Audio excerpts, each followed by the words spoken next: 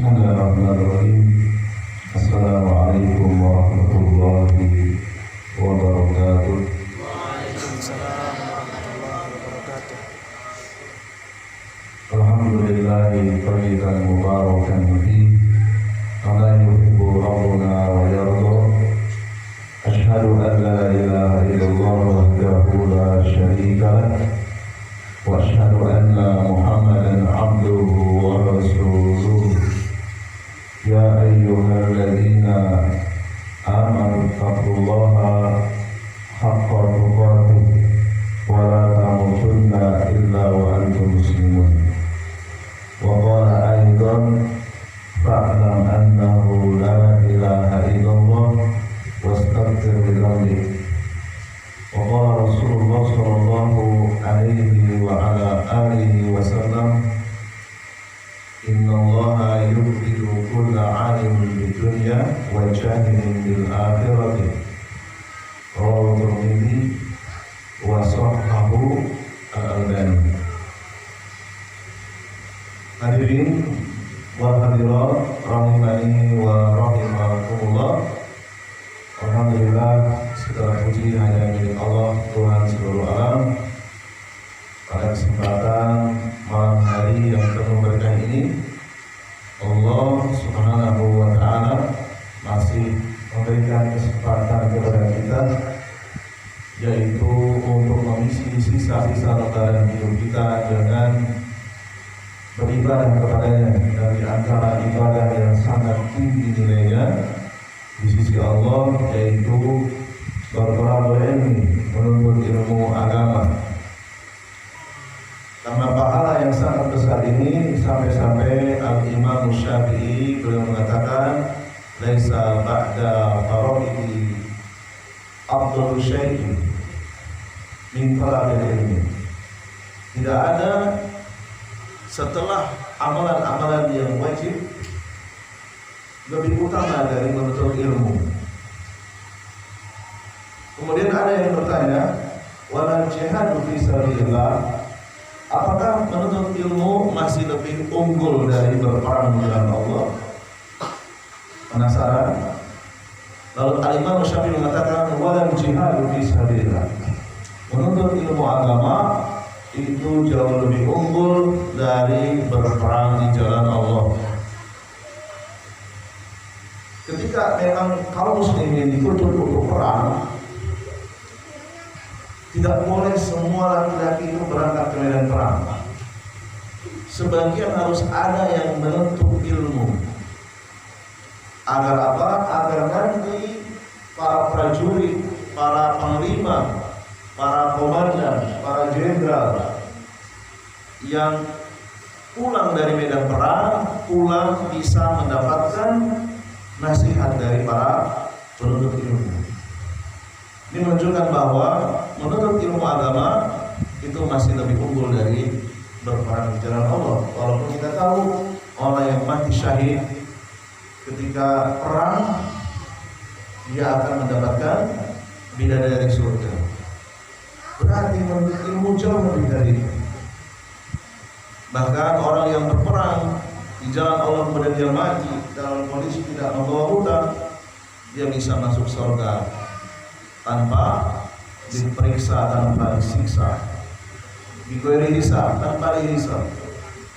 Berarti orang yang menuntut ilmu dengan keadaan yang sama, berarti dia lebih tinggi daripada orang yang mati syahid.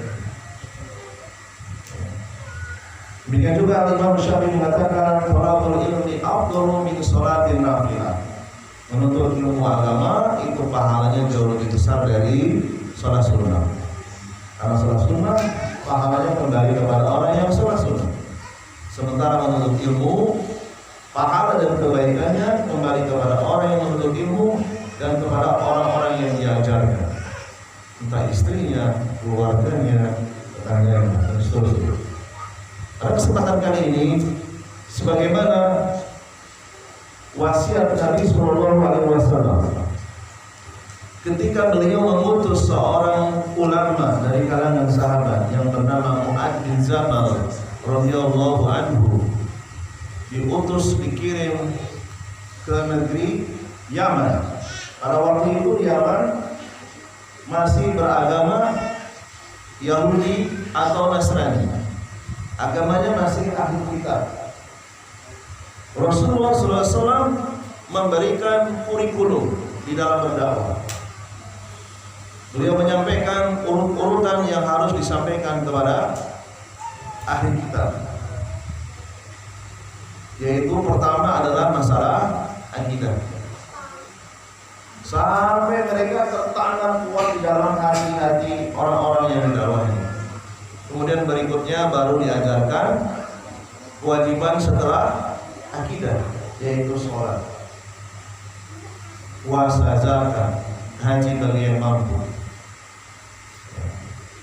Terus bagaimana kalau kita mengajarkan saudara kita seakidah, satu iman, sejak kecil sudah muslim?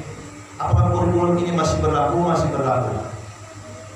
Karena yang namanya akidah itu kita tidak bisa secara instan paham akidah sebagaimana yang dipahami oleh Rasulullah. Kita butuh bimbingan para ulama agar akidah yang kita yakini ini akidah yang benar, sehingga kita mati dalam keadaan membawa akidah yang selamat. Maka tidak salah kalau kita mempraktikkan kurikulum yang pernah disampaikan oleh Rasulullah SAW kepada Mu'adz bin Jabal radhiyallahu anhu. Kitab akidah banyak sekali, ada yang tipis, ada yang setengah tebal, ada yang tebal, ada yang berjilid-jilid. Saya ambilkan kitab akidah yang sangat tipis, tidak sampai 50 halaman, kurang lebih sekitar 31 halaman saja. Ya. Mudah-mudahan ini cepat selesai. Karena kalau kita langsung lihat buku yang tebal, secara psikologis, wah kayaknya lama untuk selesainya, gitu ya. Tapi kalau lihat yang tipis, seperti tempe ya, tipis lebih tipis dari tempe, ya. Nah ini paling nggak lama, kalau pertemuan selesai. Nah, ini strategi saja ya, supaya kita tidak merasa diintimidasi. Wah, kitabnya tebal sekali, kapan selesainya, gitu ya. Judul kitabnya adalah Al-Qawaidu fil Aqidati wa Wasailu As-Salamati minha. Kalau diterjemahkan berkata, perusak akidah dan cara menyelamatkan diri darinya. Wah, panjang ya. Perusak akidah dan cara menyelamatkan diri darinya. Ada 7 kata. Saya singkat saja biar gampang. Antivirus perusak akidah. Jadi 4. Maksudnya sama. Antivirus perusak akidah. Kitab ini ditulis oleh Mufti, Grand Mufti, Mufti besar, Mufti umum Kerajaan Saudi Arabia yang bernama Abdul Aziz bin Abdullah bin Baz. Dia sudah wafat. Beliaulah rektor pertama Universitas Islam Madinah. Ya, tahu saya begitu. Baik, kita bacakan sebagai penghormatan kepada penulis. Saya bacakan teks dari mukadimahnya. Bismillahirrahmanirrahim. Alhamdulillahirabbil alamin wal aqibatu lil muttaqin wassalatu wassalamu ala atamani al akmalani ala abdihi wa rasulih wa khalilihi wa aminihi ala wahyi nabiyina wa imamina wa sayyidina Muhammad ibn Abdullah wa ala alihi wa ashabihi wa man salaka sabila wa tada bi hudahu ila yaumil. Amma ba'd. Fala raiba anna salamatul aqidati ahamul umur. Kita harus yakin bahwa keselamatan akidah ini adalah ahamul umur, urusan yang paling penting. Tidak ada yang lebih penting dari keselamatan akidah. Kita harus yakin dulu. Kita meninggalkan alam dunia ini, mungkin di antara kita ada yang tidak selamat hartanya, ada yang tidak selamat kesehatannya, ada yang tidak selamat keluarganya, ada yang tidak selamat kehormatannya, ada yang tidak selamat jabatannya. Gak masalah. Karena apa yang kita miliki saat ini, toh itu semua akan ditinggalkan. Termasuk jasad yang ada dalam tubuh kita ini akan ditinggalkan. Pasti rusak, pasti tidak akan selamat. Ya, dulu saya kulitnya kenceng sekali waktu umur 17 tahun. Sekarang ya umur 43 sudah kendor, mulai kendor. Ya, kulit saya itu sudah nggak selamat, ya kan? Nggak masalah. Ya. Dan semuanya yang ada di sini pasti suatu saat akan mengalami fase ya naik ke atas. Umur 30 tahun nih masa kuat-kuatnya, baru kemudian sudah mulai 40 tahun turun nyungsep, ya kan? Semuanya tidak akan selamat, nggak masalah. Yang paling penting adalah akidah kita selamat. Karena nanti Allah SWT akan mengganti jasad kita. Seluruh jasad kita dari rambut sampai ujung kaki akan diganti oleh Allah dengan jasad yang baru. Jasad kita akan menjadi baik, menjadi tampan kalau laki-laki, menjadi rupawan, menjadi cantik kalau perempuan, kalau kita membawa akidah yang selamat, menjadi khairul bariyah, sebaik-baik makhluk. Dan sebaliknya, kalau kita kembali kepada Allah membawa akidah yang rusak, kita akan menjadi kebalikannya, syarrul bariyah, seburuk-buruk makhluk. Entah seperti apa buruknya. Yang jelas lebih buruk dari yang pernah kita lihat di dunia ini. Apa yang paling buruk menurut kita di dunia ini? Kira-kira mungkin binatang gitu ya, hewan gitu ya. Apa yang paling buruk menurut kita? Yang paling kita benci apa? Hewan yang paling kita nggak suka apa? Babi mungkin ya. Berarti lebih buruk dari babi, lebih hina dari babi. Babi saja ketika sudah ajalnya tiba, selesai urusannya, dia jadi debu. Manusia tidak selesai, dia akan dibangkitkan lagi, akan diganti jasadnya oleh Allah SWT. Dari tulang ekornya dia tumbuh kembali menjadi manusia yang baru, yang ukurannya seperti Nabi Adam, mungkin sekitar berapa meter? Berapa? Ada yang tahu? 30 meter. Jadi harimau itu bagi Nabi Adam seperti kucing, tendang saja. Ya, gajah itu seperti ya, mungkin seperti marmut mungkin ya, kelinci, tinggi sekali. Ya. Nanti kita akan dibangkitkan seperti bapak kita, yaitu Nabi Adam. Tetapi bentuk rupanya tergantung dari akidah kita. Kalau akidah kita rusak, maka kita akan menjadi makhluk yang sangat buruk. Ya. Ini menunjukkan bahwa salamatul akidah ahamul umur wa a'dhamul faraid, sebesar-besar kewajiban.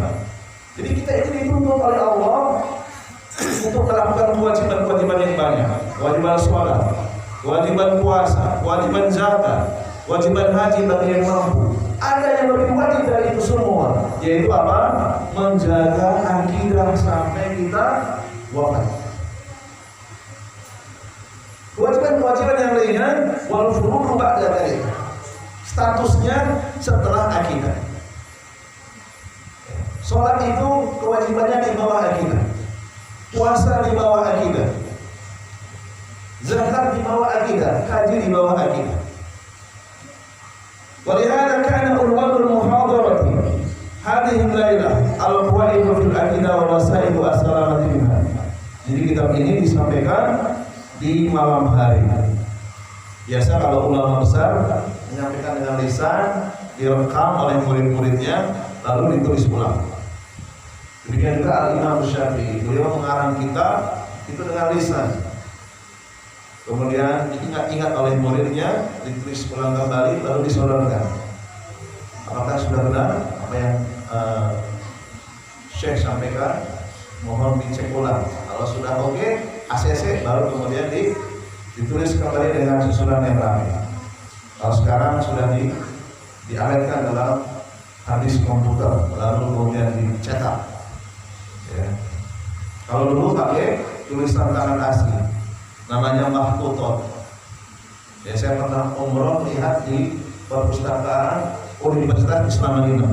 Itu masih banyak ratusan bahkan mungkin ribuan kitab-kitab yang ditulis oleh para ulama menggunakan tangan, makhtutah namanya. Dan itu tugas seorang doktor yang kuliah di Madinah. Tugasnya adalah memindahkan tulisan tangan ke dalam bentuk ketikan komputer. Yang sekarang kita lihat ini, ketikan komputer. Kayak Roman, Arial, gitu ya, dan seterusnya. Ya. Tamhidun, pembukaan Bibayani Madmunil Aqidati Shahihati Ismalah. Jadi kitab ini menjelaskan kandungan tentang akidah yang sahihah, akidah yang benar secara ijmalah, secara umum. Wa anna dinul anbiya jami'an, dan inilah akidah yang dianut oleh seluruh para nabi dan rasul. Wa ihtalafat syara'i'uhum, walaupun tata cara ibadah mereka itu tak sama. Wa bayanu kamali syari'ati, sekaligus menjelaskan asy-syari'ati al-Muhammadiyah, kesempurnaan syariat Muhammadiyah. Betul, terjemahnya Muhammadiyah. Kesempurnaan syariat yang dibawa oleh Nabi Muhammad. Jadi Muhammadiyah itu adalah apa yang dibawa oleh Nabi Muhammad. Jadi kayak Ahmad Dahlan tidak salah menamakan syariat ini dengan Muhammadiyah. Wasama'atuha, menjelaskan kemudahan-kemudahan syariat yang dibawa oleh Nabi Muhammad. Berarti kalau dikatakan mudah, sebelumnya sulit. Ya, sulit. Menurut kacamata kita, syariat sebelumnya ternyata jauh lebih berat. Wa inna khatamu syara'i, dan sekaligus ini menjadi penutup syariat. Syariat-syariat sebelumnya ditutup, tidak ada lagi syariat baru. Syariat yang terakhir inilah yang dibawa oleh Rasulullah SAW.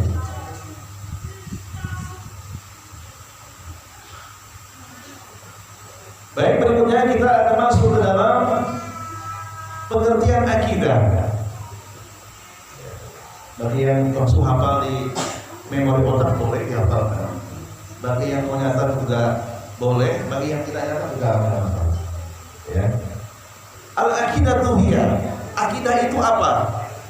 Jadi kalau kita ditanya, minimal bisa jawab. Ya. Apa itu akidah? Aqidatu hiya ma ya'taqidul insanu wa yadinu bihi.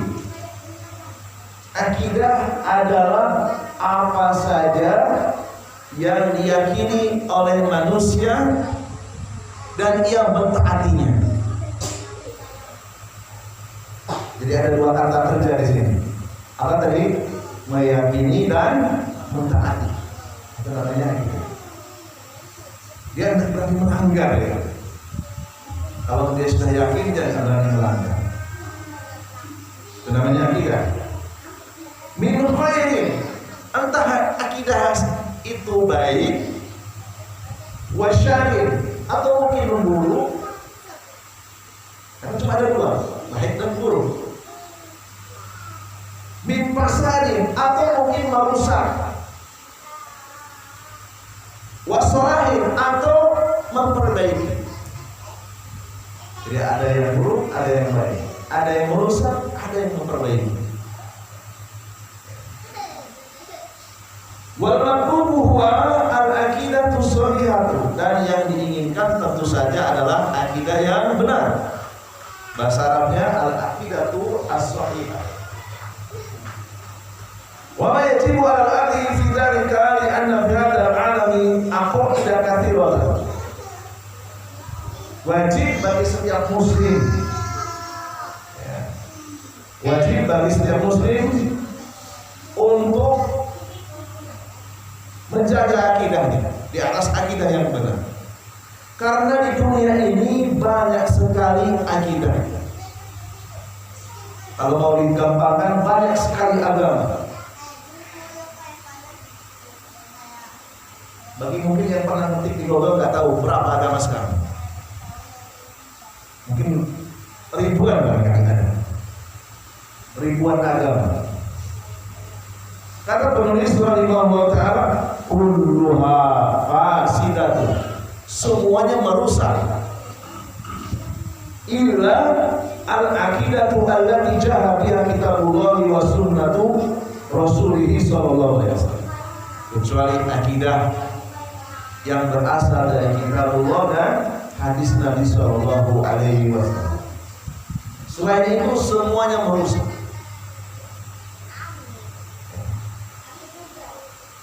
Wahia al-aqidatu al-islamiyatu, yaitu akidah Islam yang memiliki karakter.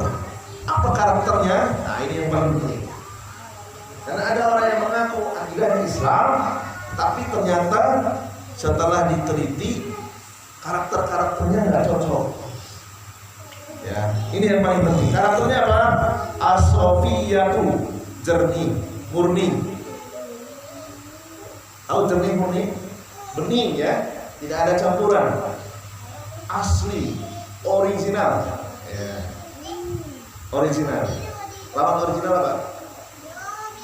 KW, ya. Kita nggak butuh akidah yang KW, akidah yang original. An-naqiyati, selain bening juga harus bersih, karena ada bening tapi nggak bersih. Ini bening sekali. Air apa ini? Ternyata air kencing. Berarti dia nggak bersih, najis dia, ya. Jadi selain jernih harus bersih atau suci. Suci dari apa? Min syawa'il syirki, dari segala macam kotoran kesyirikan. Jadi kesyirikan disifati dengan kotoran, yaitu kotoran yang melekat di dalam batin. Wal bid'ah, bersih dari segala bentuk kebid'ahan, amalan-amalan yang tidak disyariatkan. Wal ma'asyi, bersih dari maksiat. Nah, itu akidah Islam. Bedakan antara ilmu akidah Islam yang benar dengan pelakunya. Bedakan ya. Kalau ajarannya harus seperti itu. Ada pelakunya tingkatannya berbeda-beda. Ya, ada yang sanggup meninggalkan maksiat, ada yang belum sanggup. Belum sanggup di sini maksudnya dia lebih mengikuti hawa nafsu. Sebetulnya Allah Subhanahu wa taala membuat rancangan, larangan-larangan yang Allah rancang, baik itu melalui Al-Quran maupun hadis Nabi SAW, pasti kita mampu menjauhinya. Itu sudah dirancang, Allah sudah tahu kemampuannya, pasti mampu. Cuman karena kita lebih mengikuti hawa nafsu, terkadang kita gagal. Entah dalam satu harinya, dalam satu pekannya kita melakukan maksiat-maksiat, baik maksiat kecil ataupun maksiat besar. Dan itu manusiawi. Ya, tidak ada yang selamat kecuali Rasulullah SAW saja. Meskipun demikian ada perangkatnya bagaimana menghilangkan dosa maksiat itu dengan cara bertaubat. Ya. Ada orang yang belum selamat dari amalan-amalan yang tidak disyariatkan. Sebabnya banyak. Boleh jadi karena dia nggak tahu, karena dia ikut-ikutan. Sejak kecil diajarkannya seperti itu. Ya, yang seperti ini diberikan uzur, diberikan pemakluman. Karena nggak tahu, ya, tidak bisa disalahkan. Ya. Demikian juga ada yang belum selamat dari kesyirikan, syirik kecil ataupun syirik besar. Karena tadi faktor karena kejahilan, faktor karena ketidaktahuan. Oleh karena itu pentingnya kita menuntut ilmu agar kita mendapatkan ilmu yang sempurna. Akidah yang kita yakini dalam batin kita itu betul-betul memenuhi karakter tadi. Apa tadi? Jernih, bersih, ya, suci, ya, jernih original, asli, tidak ada campuran. Bersih, suci. Suci dari apa? Dari 3 kotoran. Kotoran kesyirikan, kotoran perbid'ahan, dan kotoran maksiat. Sengaja disusun berurutan berdasarkan tingkat bahayanya. Kotoran kesyirikan ini nggak bisa disucikan, walaupun dipanggang berjuta-juta tahun, bermiliar-miliar tahun di neraka. Kalau dia dibawa sampai mati nggak bisa disucikan, alias dia menjadi penduduk kampung neraka abadi. Ya, warga pondok neraka abadi. Gak usah pondok indah ya, gak cocok. Neraka nggak boleh dikasih pondok indah ya. Atau komplek damai sejahtera nggak boleh, nggak cocok untuk neraka. Komplek neraka gitu. Jadi penghuni tetap, ya. Tapi kalau yang masih melekat itu adalah kotoran, kebid'ahan dan maksiat, itu masih ada harapan dia tidak kekal di dalam neraka. Boleh jadi dia memiliki amalan yang hebat. Dia mungkin berbakti kepada kedua orang tuanya, nomor 1 di kampungnya. Tidak ada yang lebih hebat dari dia. Bakti kepada ibunya. Sehingga birrul walidain ini bisa mengalahkan dosa bid'ah dan dosa maksiat. Dihapus oleh Allah. Sehingga dia masuk ke dalam surga tanpa mampir ke dalam neraka. Bisa jadi. Hadhihi hiya al-aqidatu allati ja'a biha kitabullah wa dalat 'alaiha sunnatu Rasulillah sallallahu alaihi wasallam wa hiya al-Islam. Akidah yang bersumber dari Al-Quran, dari kitabullah, dari sunnah Rasulullah, dari hadis Rasul, yaitu al-Islam, akidah Islam yang sudah disebutkan karakter-karakternya tadi. Ya, mudah-mudahan ini bisa dipahami. Ya. Bisa jam berapa Ustaz? Masih 5 menit. 5 menit lagi. Baik. Kurang 5 menit lagi ya. Kalau gitu diskusi saja. Silakan, saya buka. Kalau ada yang bertanya, kalau saya bisa, saya jawab. Kalau belum bisa, saya belajar lagi. Kan gitu ya, enak ya. Apa saya belum bisa, saya belajar lagi ya. Tunggu jawabannya minggu depan. Kalau saya bisa jawab sekarang, saya jawab sekarang. Silakan.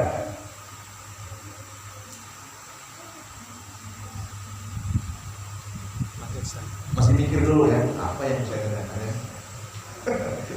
Silakan berkreasi, apa yang saya katakan. Wajar kalau di pertama mungkin ini belum terangsang ya. Masih bingung mau nanya apa nih. Ustaznya tinggal di mana? Tinggal di Surya. Ya sudah baru dekat dari sini 1 kilo lebih 300 meter. Ya. Baik, sambil menunggu para peserta kajian, barangkali nanti ada sesi tanya jawab. Kita lanjutkan lagi sedikit. Allah SWT berfirman dalam surat Al-Imran ayat yang ke-19, Inna dina indallahi al-Islam. Sesungguhnya agama yang diterima di sisi Allah adalah al-Islam. Ayat ini kalau kita percantik dengan ilmu nahwu, ini sangat kuat sekali. Kalau hanya terjemah saja kurang kuat. Sesungguhnya agama yang diterima di sisi Allah adalah Islam. Nanti dibelok-belokkan sama orang-orang liberal. Tapi kalau kita punya sedikit ilmu nahwu, kita akan kokoh. Jadi Islam di situ bentuknya adalah isim mufrad ma'rifat, tunggal dan tidak berbeda.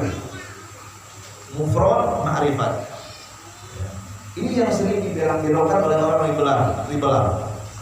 liberal. Sesungguhnya agama yang diterima di sisi Allah adalah Islam. Islam itu kan artinya menyerahkan diri. Jadi siapa saja yang menyerahkan diri kepada Allah, walaupun dia agamanya bukan Islam, walaupun dia agamanya mungkin agama ahli kitab, Hindu, Buddha dan seterusnya, dia diterima. Kan artinya menyerahkan diri. Nah, kita harus punya hujah yang lebih kuat dari itu. Jadi al-Islam di situ bentuknya apa tadi? Tunggal dan spesifik. Dari mana kita tahu spesifik? Ada alif lamnya. Beda kalau misalnya inna dina indallahi islamun. Nah, itu nakirah umum. Di sini enggak umum, spesifik. Jadi tidak bisa dibelok-belokkan. Ya kalau kita lihat tayangan-tayangan di televisi banyak merusak jamaah sekalian. Entah dia mengatasnamakan budayawan kah, mengatasnamakan cendekiawan muslim kah. Kalau memang sejak awal dia sudah rusak, apa yang keluar dari lisan itu sangat berbahaya. Kalau kita tidak memiliki fondasi yang kuat, kita akan jebol, benteng kita akan jebol, mudah dibelok-belokkan. Ya, saya ambil contoh yang paling gampang. Ya, surat yang paling sering kita baca itu surat apa? Al-Fatihah. Di dalam surat Al-Fatihah ada sebuah ayat yang berbunyi Ihdina as-siratal al-mustaqim. Apa maknanya? Tunjukilah kami ke jalan yang lurus. Jalan yang lurus menuju Allah itu ada berapa? Ada berapa? Ada berapa? Jalan yang lurus menuju Allah itu ada berapa? Yang mana? Ada berapa? 73. Ini dibelokkan oleh seorang budayawan tanpa saya menyebut namanya. Jalan menuju Allah itu, jalan menuju kebenaran itu banyak caranya. Jangan kamu merasa paling benar sendiri. Jalan menuju Allah itu banyak. Jadi kita kalau dengan agama yang lain mengatakan seperti ini, ayo kita menuju kebenaran yang satu walaupun jalan kita berbeda-beda. Ini menyesatkan. Kita bisa bantah dengan surat Al-Fatihah ini. Ihdina as-siratal mustaqim, tunjukkanlah kami ke satu jalan yang lurus. Lagi-lagi ilmu nahwu di sini berperan. As-sirat di situ tunggal dan spesifik. Jalan yang dilewati oleh siapa? Rasulullah SAW saja. Yang lainnya tidak berlaku. Karena as-sirato di situ bisa diubah menjadi dua jalan. As-sirato ini bisa diubah menjadi 3 jalan ke atas. As-surto dengan taksir. Seandainya Allah mengatakan ihdina as-surto al-mustaqimina, jalannya betul banyak itu.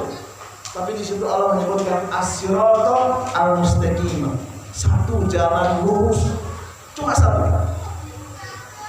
Demikian juga Allah ketika menyebutkan cahaya, Allah tidak pernah menyebutkan anwar. Cahaya yang benar an-nur. Tapi berbeda ketika Allah menyebutkan akidah-akidah yang menyimpang. Allah menggunakan kalimat zulumat. Itu jamak dari zulmun. Jadi jalan kesesatan itu banyak. Bukan hanya satu, tapi jalan kebenaran an-nur cuma satu saja. Inan nuri ila zulumat. Ya. Inilah pentingnya kita belajar akidah supaya apa? Supaya kita bisa memfilter informasi yang datang kepada kita.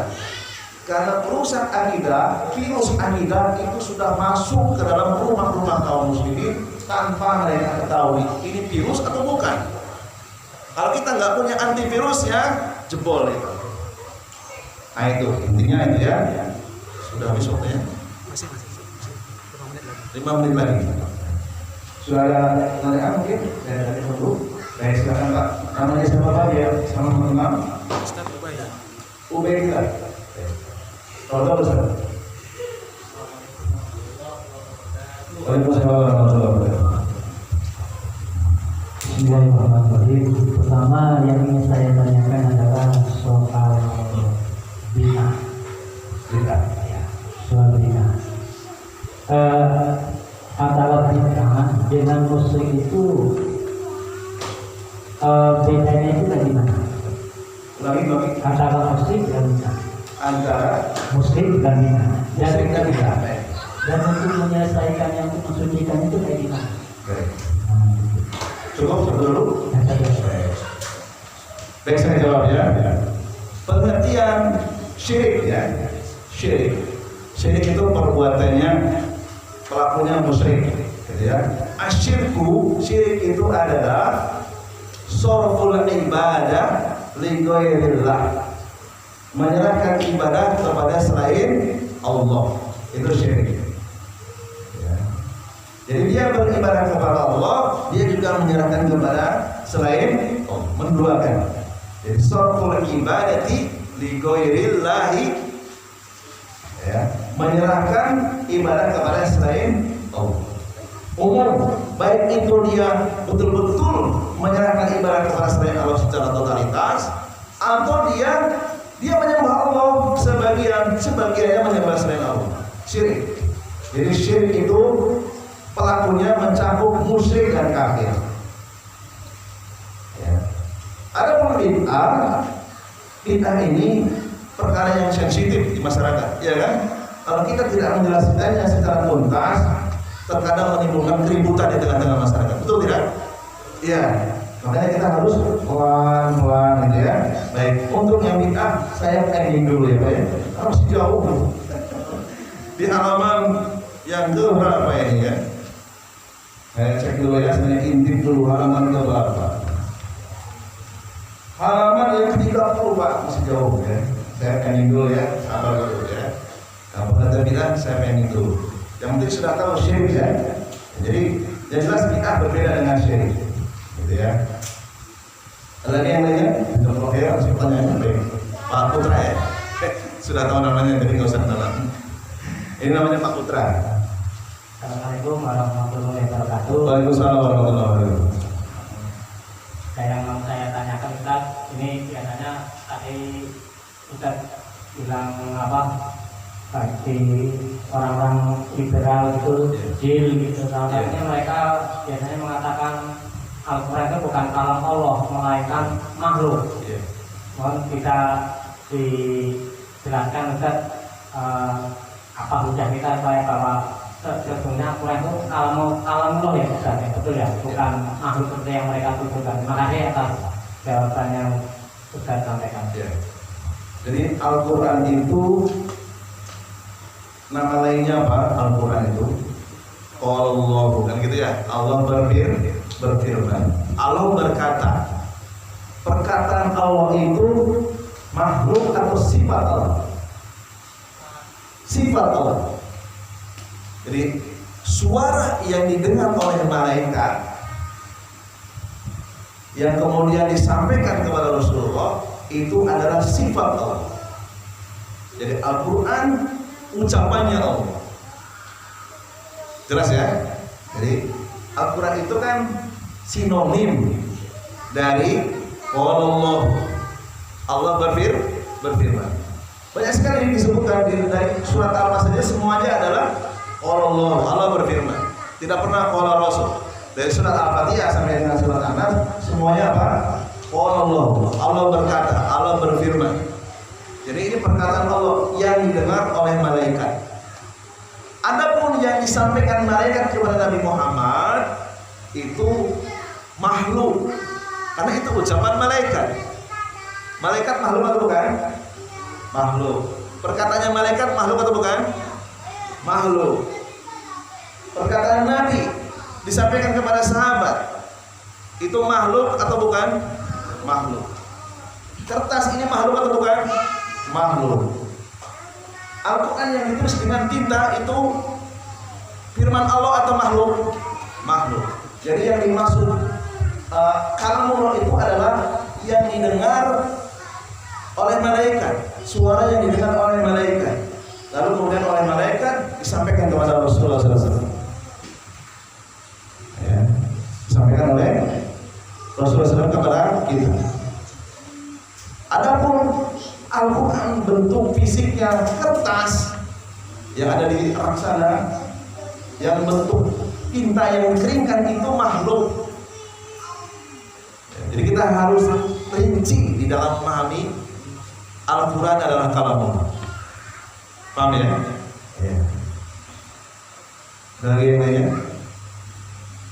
Dan itulah perjuangan Al-Imam Ahmad ketika Al-Imam Ahmad mengatakan Al-Quran kalamullah, laisa makhluk. Al-Quran itu adalah kalamullah. Kalamullah itu artinya ucapan Allah. Ucapan Allah itu apa? Sifatnya Allah.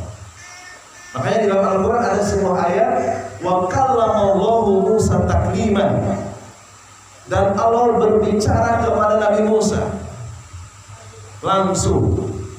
Nabi Musa mendengar suara Allah, tapi Nabi Musa tidak bisa mengungkapkan suara Allah seperti apa, nggak bisa.